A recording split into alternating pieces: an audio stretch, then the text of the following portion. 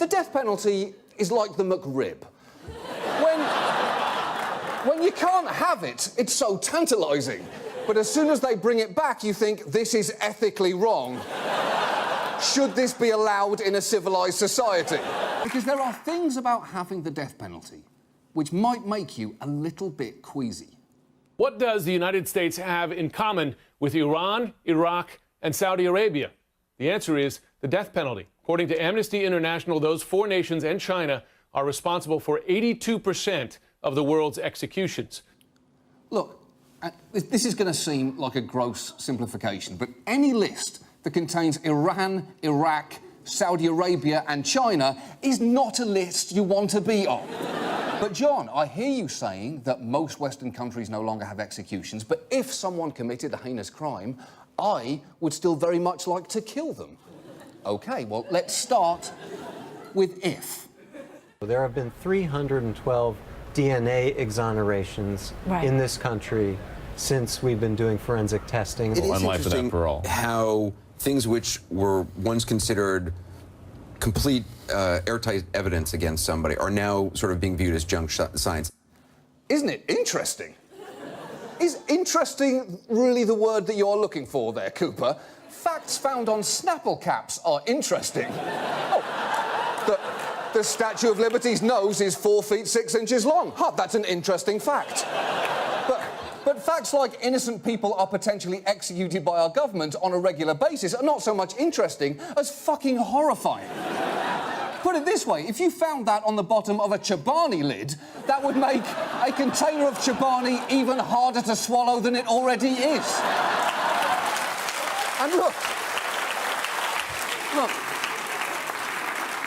statistics suggest that false convictions aren't all that rare. Just this week, we are learning from the proceedings of the National Academy of Sciences, a study that shows 4% of death row inmates are innocent.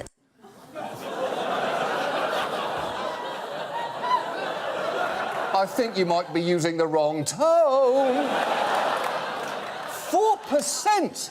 Let's imagine for a moment a magical world where you could be sure of someone's guilt. What are the arguments for killing them then? Is it that it's a deterrent to others?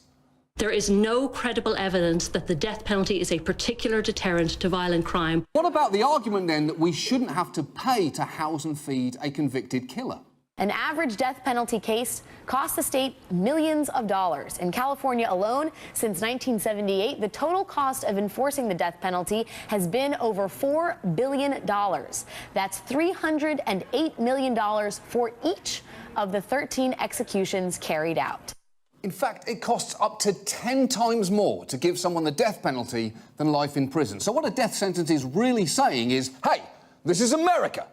And the way we treat the most despicable members of our society is by spending the entire budget of the Lord of the Rings trilogy on them.